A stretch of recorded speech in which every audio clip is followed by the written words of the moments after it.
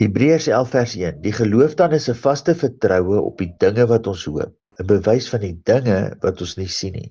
Ek het 'n hoop. Wat is jou hoop, vriend?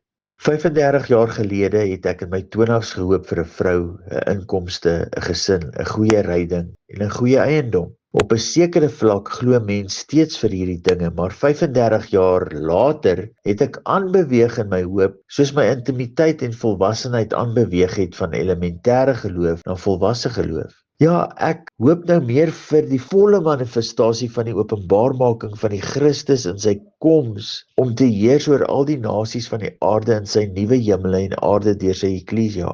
Ek hoop vir die manifestasie van die seuns van God in die gestalte van Christus Jesus. Ek hoop vir die triomf van die eklesia van God, die uitverkorenes van God, gesimboliseer as die bruid van God, konings en priesters van ons Here.